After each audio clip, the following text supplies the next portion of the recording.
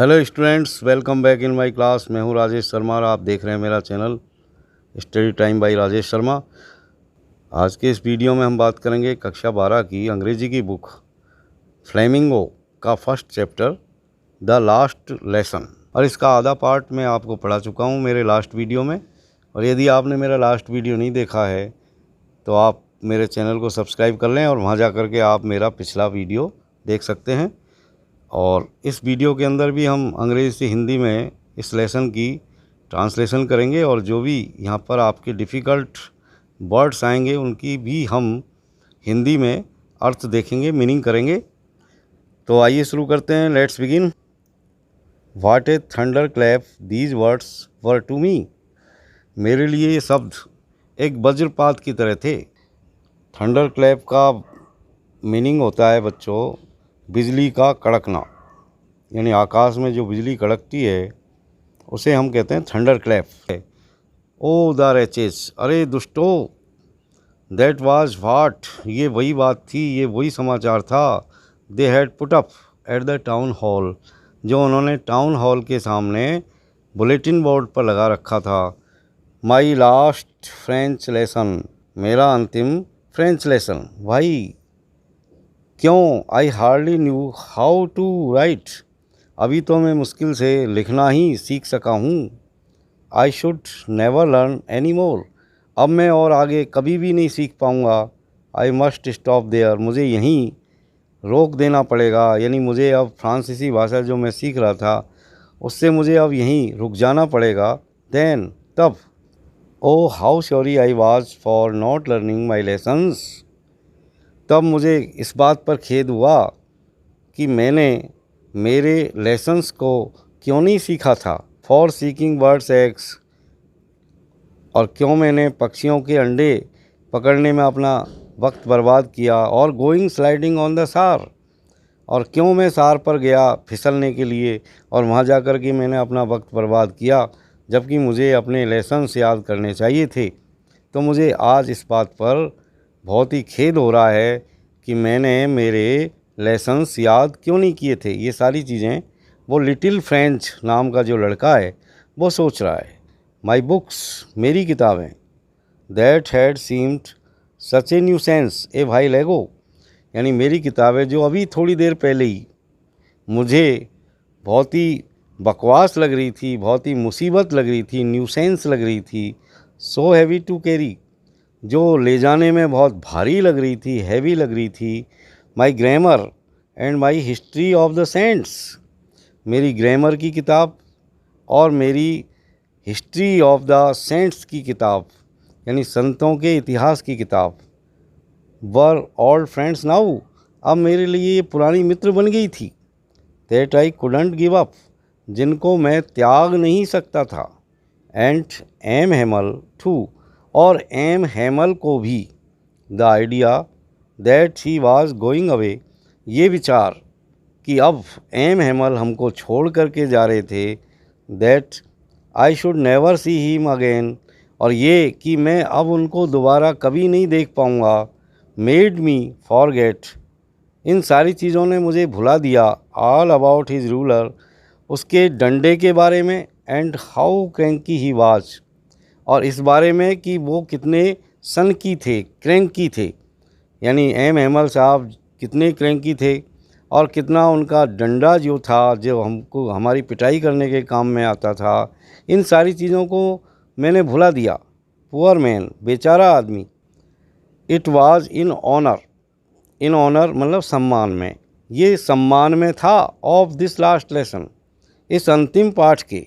That he had put on his fine Sunday clothes, कि उन्होंने आज अपने अच्छे संडे क्लॉथेज पहने थे, यानी अच्छे वाले संडे के दिन पहने जाने वाले कपड़े पहने थे। एंड नाउ आई अंडरस्टूड, और अब मैं समझ गया था। Why the old man of the village, कि क्यों गांव के वृद्ध व्यक्ति were sitting there in the back of the room, क्यों वो हमारे कमरे में पीछे वाली बेंचों पर बैठे हुए थे। इट वाज बिकॉज, इसका कारण ये था कि दे वर श्योरी, कि उनको भी बहुत दुख था, बहुत खेद था। To that they had not gone to school more, इस बात का कि वे ज़्यादा समय स्कूल क्यों नहीं गए थे। It was their way of thanking our master for his 40 years of faithful service. It was their way of thanking, ये उनका धन्यवाद देने का तरीका था। आवर मास्टर को, हमारे अध्यापक जी को, यानी मिस्टर हेमल को, for his 40 years of faithful service, उनकी 40 साल की फेथफुल सर्विस के लिए, end of showing there respect for the country, और इसके अलावा अपने देश के प्रति सम्मान प्रकट करने के लिए, दैट वाज देयर्स नो मोर, जो अब उनका नहीं रहेगा, यानी अब जो देश था उनका वो अब आगे उनका देश नहीं रहेगा। While I was thinking of all this, और जब मैं ये सारी बातें सोच रहा था तो I heard my name called, तब मैंने मेरा नाम पुकारा जाते हुए सुना। It was my turn to recite, अब मेरी बारी थी रिसाइट करने की, यानी मेरी बारी आ गई थी अब पढ़ करके सुनाने की। What would I not have given to be able, समर्थ बनने के लिए मैं क्या कुछ क्यों नहीं करूँगा, टू से, ये कहने के लिए, that dreadful rules for the participle, participle के उन भयानक नियमों को, ऑल थ्रू, शुरू से अंत तक, वेरी लाउड एंड क्लियर, बहुत ही स्पष्ट और बहुत ही उच्च स्वरों में, एंड विदाउट वन मिस्टेक, और बिना एक गलती किए। But I got mixed up, mixed up मतलब उलझना, but I got mixed up on the first words, लेकिन मैं पहले ही शब्दों पर उलझ गया। एंड स्टूड देयर, और वहाँ खड़ा रह गया, holding on to my desk, मेरी डेस्क को पकड़े हुए, माई हार्ट बीटिंग, मेरा हृदय धड़कने लगा, बीटिंग, बीटिंग मतलब धड़कना, and not daring to look up, और मेरे अंदर इतना साहस नहीं था कि मैं सिर उठा करके ऊंचा देख सकूं, यानी ऊपर को सिर उठा करके देखने का मेरा साहस नहीं हुआ। डेयरिंग, डेयरिंग का मतलब साहस।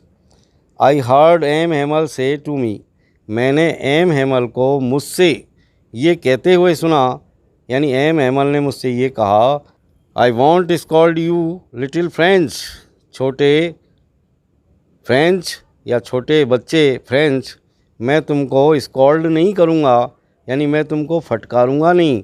स्कॉल्ड का मतलब होता है फटकारना, डांटना। You must feel bad enough, मैं जानता हूँ कि तुम बहुत ज़्यादा बुरा अनुभव कर रहे हो। सी हाउ इट इज़, देखो ऐसा कैसे हुआ। Every day we have said to ourselves, हमेशा, हर रोज़ हम अपने आप से ये कहते हैं, वाह I have plenty of time, अरे मेरे पास तो ढेर सारा समय है, प्लेंटी ऑफ टाइम है। I will learn it tomorrow, मैं इस चीज़ को कल याद कर लूँगा, आज तो सो जाता हूँ, आज मैं मज़े कर लेता हूँ और कल याद कर लूँगा। तो इस तरह हम अपने आप से कहते हैं कि मेरे पास ढेर सारा समय है। And now you see where we have come out, और अब देखिए क्या हो गया है, हम कहाँ आ गए हैं।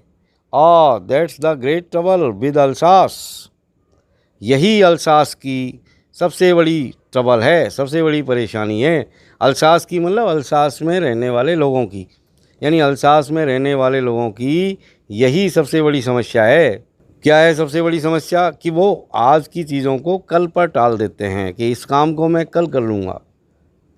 सी puts off learning till tomorrow, she puts off learning यानी ये पढ़ने के काम को कल के लिए टाल देते हैं, टिल टुमारो यानी टुमारो के लिए टाल देते हैं। यानी अल्सास के जो लोग हैं वो इतने आलसी हैं कि वो आज का काम आज नहीं करते, बल्कि आज के काम को कल कर लूँगा इस तरह के करके कल के लिए टाल देते हैं। Now those fellows out there will have the right to say to you, और अब ये जो बाहर के लोग यहाँ आ गए हैं, यानी ये जर्मनी के लोग जो यहाँ आ गए हैं फ्रांस के अंदर, और उन्होंने हमारे प्रांतों पर कब्जा कर लिया है, तो अब ऐसा इसलिए हुआ क्योंकि हम गलत थे, हमने आज के काम को कल पर टाला। इसलिए इनको तुमसे ये कहने का अधिकार है कि हाउ इज़ इट, ऐसा कैसे हुआ। You pretended to be Frenchman, तुम फ्रेंचमैन होने का प्रिटेंड करते हो, ढोंग करते हो, दिखावा करते हो, and yet you can neither speak nor right your own language, जबकि न तो तुम अपनी भाषा को स्पीक कर सकते हो यानी बोल सकते हो, और नहीं तुम अपनी भाषा को अच्छी तरीके से लिख सकते हो। बट और फिर भी तुम कहते हो कि हम फ्रेंचमैन हैं। But you are not the worst poor little French, लेकिन छोटे फ्रेंच तुम ही सबसे बुरे नहीं हो।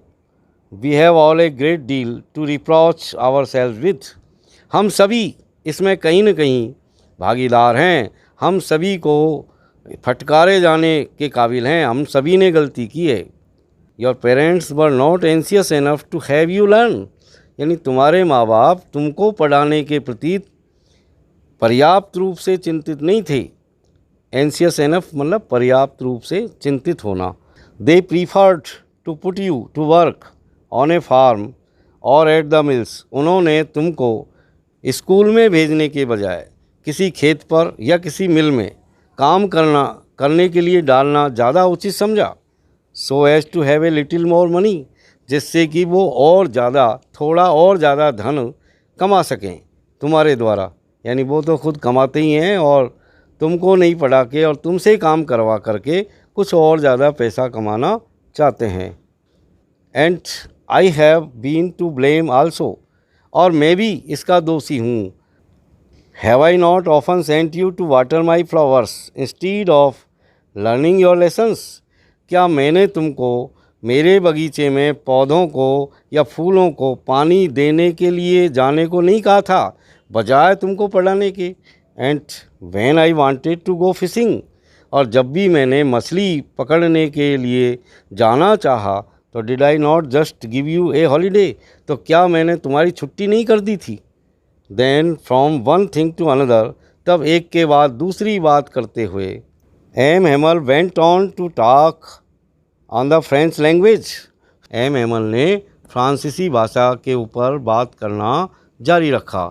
Saying that it was the most beautiful language in the world, ये कहते हुए कि हमारी ये जो फ्रांसीसी भाषा है ये संसार की सबसे खूबसूरत भाषा है, सबसे सुंदर भाषा है।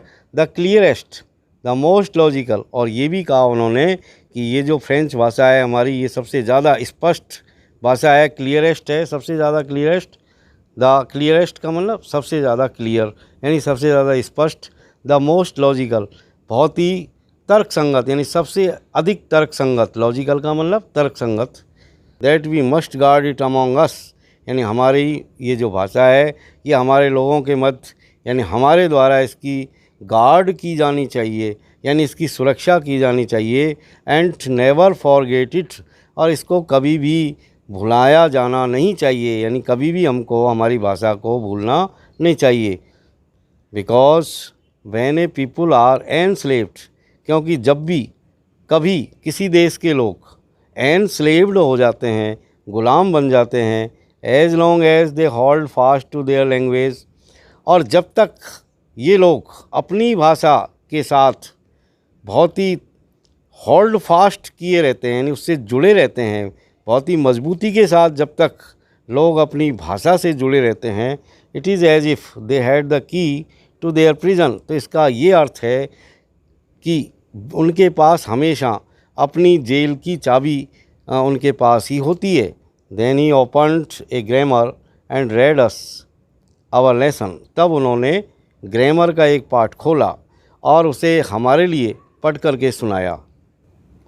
आई was amazed to see how well I understood it, मैं आज ये देख करके अमेज्ड रह गया, आश्चर्यचकित रह गया ये देख करके कि how well I understood it, कि मैं आज इस पाठ को कितनी अच्छी तरीके से समझा।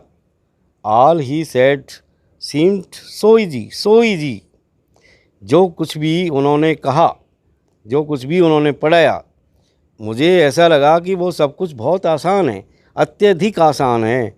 आई think too that I had never listened so carefully, मैंने ये भी सोचा कि मैंने आज से पहले इतनी केयरफुली कभी भी नहीं सुना था। तो प्यारे बच्चों, किसी भी चीज़ को समझने के लिए सुनना बहुत ज़रूरी है। समझने के लिए सुनना बहुत ही आवश्यक है। जैसा कि फ्रेंड जी बता रहा है कि आज मैंने अपने पाठ को जो मुझे पढ़ाया गया एम हेमल के द्वारा, उसे मैंने बहुत ही केयरफुली सुना और यही कारण था कि मैं उसको बहुत ही आसानी से समझ गया। And that he had never explained everything with so much pleasure, and that he had never explained everything, और ये कि उन्होंने कभी भी हर चीज़ को इस तरह एक्सप्लेन नहीं किया था विद सो मच पेशेंस, इतने अधिक पेशेंस के साथ, इतने अधिक धैर्य के साथ। पेशेंस का मतलब धैर्य। It seemed almost as if the poor man wanted to give us all he knew before going away. ऐसा लगा मानो वो बेचारा आदमी जाने से पहले चाहता था सब कुछ हमको सिखा देना। यानी ऐसा लगा कि वो आदमी आज, चूँकि उसका अंतिम पाठ था और सारा का सारा ज्ञान वो हमको आज ही सिखा देना चाहता था।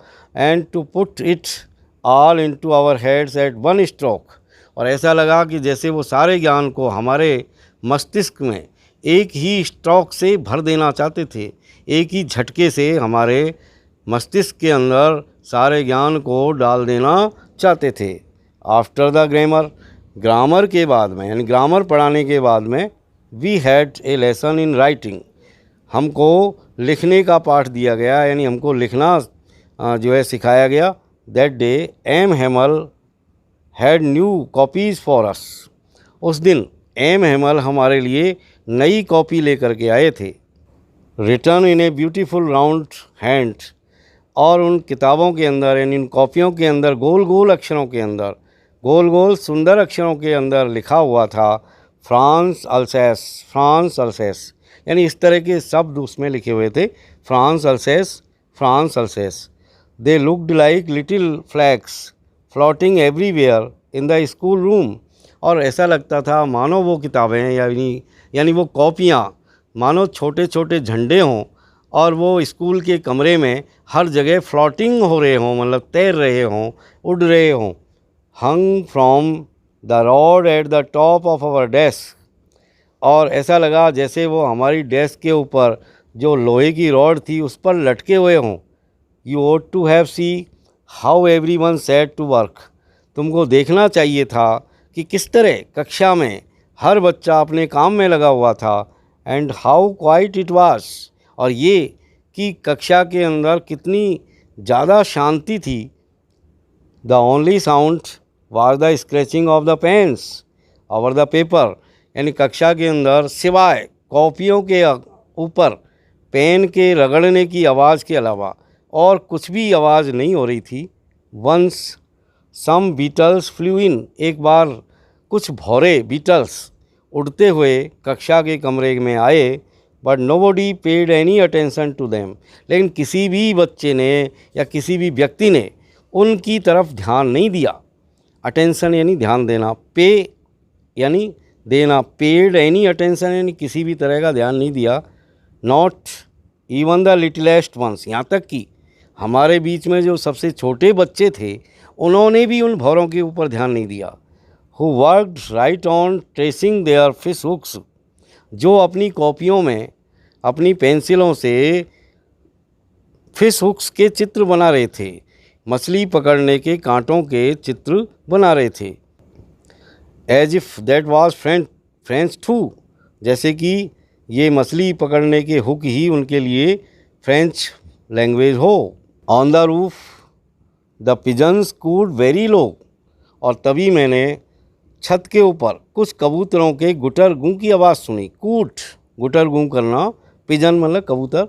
And I thought to myself, और तब मैंने मेरे मन में सोचा, will they make them sing in German, क्या ये जर्मन लोग इन कबूतरों को भी जर्मन भाषा में ही गवाएंगे, यानी गुटर गूं बोलना सिखाएंगे। इवन द पिजन्स, इन कबूतरों को भी। Whenever I looked up from my writing, और जब कभी मैं लिखते हुए अपनी निगाह को ऊपर उठाता तो I saw M Hamel sitting motionless in his chair, तो मैं हमेशा एम हेमल को अपनी चेयर में मोशनलेस बैठे हुए देखता, यानी बिना हिले डुले। मोशनलेस का मतलब बिना हिले डुले या गतिहीन, and gazing first at one thing then at another.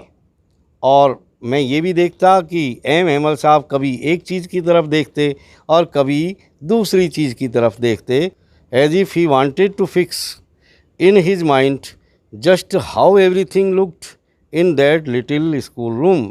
ऐसा लगता था जैसे वो इस स्कूल के कमरे के अंदर हर चीज़ को अपने दिमाग के अंदर फिक्स कर लेना चाहते थे, यानी पूरी तरह से अपने दिमाग में उसकी छवि को अंकित कर लेना चाहते थे। फैंसी फॉर 40 ईयर्स, कल्पना करो 40 साल तक he had been there in the same place, ये आदमी लगातार 40 साल से इसी स्थान पर रहा। विद हिज गार्डन आउटसाइड, बाहर अपने बगीचे के साथ, the window and his class in front of him, खिड़की और कक्षा को अपने सामने देखता हुआ, यानी अपने सामने कक्षा के साथ, अपने सामने वाली कक्षा और खिड़कियों के साथ। Just like that only the desk and benches had been worn smooth. सिर्फ इन 40 सालों में चीज़ें बिल्कुल भी नहीं बदली थी, सब कुछ वैसा ही था, सिवाय इसके कि बेंच और डेस्क जो लकड़ी की बनी हुई थी वो इस समय के साथ साथ घिस कर के पुरानी हो गई थी। बॉर्न स्मूथ हो गई थी, मतलब पुरानी हो गई थी, घिस कर के चिकनी हो गई थी। The walnut trees in the garden were taller. और 40 साल में जो बदलाव आया था वो ये था कि बाहर बगीचे के अंदर जो वालनट ट्रीज़ थे, यानी जो अखरोट के पेड़ थे, वो लंबे हो गए थे। And the hop vine that he had planted himself twined about the windows to the roof. और ये कि हॉप वाइन यानी किसी के सहारे अपने किसी को सहारा बना करके ऊपर चढ़ने वाली जो बेल होती है, जिसको कि हॉप वाइन कहते हैं। तो एक अंतर ये आया कि हॉप वाइन जो थी, जो उन्होंने स्वयं ने ही लगाया था, वो कमरों के सहारे लिपटती हुई खिड़कियों के सहारे ऊपर छत तक पहुंच गई थी। How it must have broken his heart to leave it all. इन सब को छोड़ते हुए उनका हृदय क्यों नहीं विदीर्ण होगा, कितना विदीर्ण होगा ये मैं समझ सकता था, यानी उनको कितना दुख होगा इन सब को छोड़ करके जाते हुए। पुअर मैन, बेचारा आदमी, to hear his sister moving about in the room above. ऊपर छत के ऊपर से जो कमरा था जहाँ एम हेमल साहब रहते थे, वहाँ से उस कमरे से उसकी बहन के इधर उधर घूमने की आवाज़ सुनाई दे रही थी। पैकिंग देयर ट्रंक्स, जो सामान बांध रही थी, for they must leave the country next day, क्योंकि अगले दिन ही उनको देश छोड़ करके जाना था। But he had the courage to hear every lesson to the very last. लेकिन उनके अंदर हर लेसन को अंत तक सुनने का साहस था, करेज था, करेज मतलब साहस। आफ्टर द राइटिंग, लिखने के पश्चात, we had a lesson in history, हमें हिस्ट्री का लेसन पढ़ाने के लिए दिया गया। And then the babies chanted their ba be bi bo बू।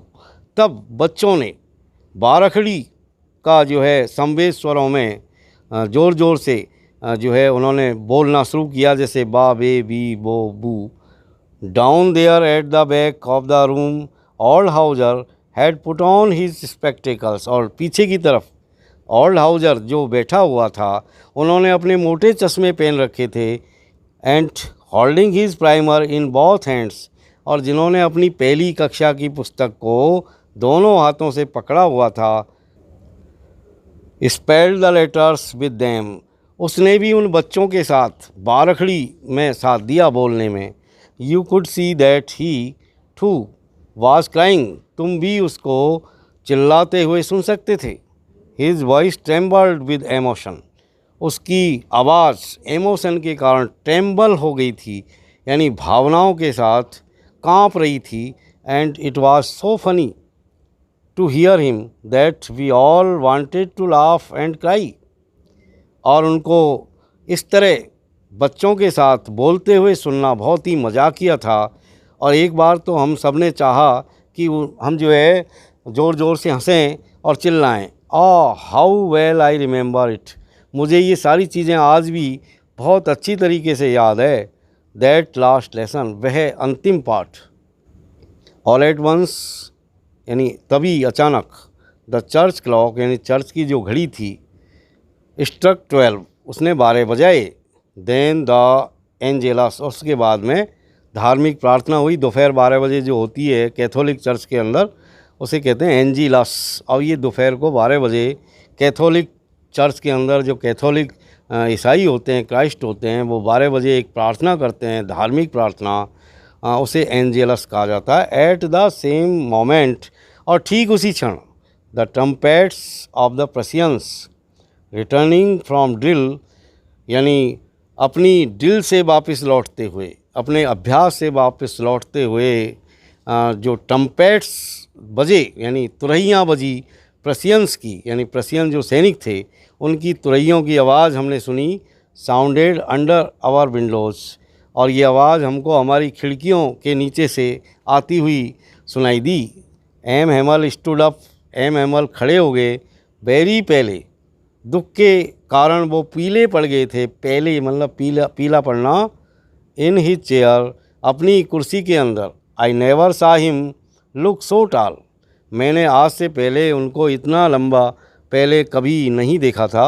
माई फ्रेंड्स सेड ही, तब उन्होंने कहना शुरू किया कि मेरे मित्रों, आई बट समथिंग चॉक्ड हिम, और उन्होंने कहना शुरू किया लेकिन आई से आगे नहीं बढ़ सके किसी कारण से, भावनाओं से बढ़ने के कारण उनका जो गला था वो रूंध गया, चौक हो गया। He could not go on, वो आगे नहीं बढ़ सके, यानी उन्होंने आई से आगे कुछ कहना जो चाहते थे वो आगे उन्होंने वो कह नहीं पाए। Then he turned to the blackboard, तब वो ब्लैक बोर्ड की तरफ घूमे। टुक ए पीस ऑफ चौक, उन्होंने चौक का एक टुकड़ा लिया। And bearing on with all his might, और अपनी पूरी ताकत के साथ उस चौक के टुकड़े पर लगाते हुए, he wrote as large as he could, जितने बड़े अक्षरों में वो लिख सकते थे उतने बड़े अक्षरों में उन्होंने लिखा। वीवे ला फ्रांस, क्या लिखा उन्होंने बच्चों? उन्होंने लिखा वीवे ला फ्रांस, यानी फ्रांस अमर रहे। Then he stopped and leaned his head against the wall, उसके बाद वो रुक गए, अपने सिर को उन्होंने दीवार के सहारे टिका लिया। एंड विदाउट ए वर्ड, और बिना एक शब्द बोले, ही मेड ए गेस्चर, उन्होंने इशारा किया, to us with his hand, अपने हाथ से हमारी तरफ। School is dismissed, you may go, विद्यालय अब डिसमिस हो गया है, कहने का मतलब विद्यालय का समय पूरा हो गया है, अब तुम अपने घर जा सकते हो। तो dear students, that's all for today. See you again in next video. Till then, keep watching my videos. Thank you very much for watching.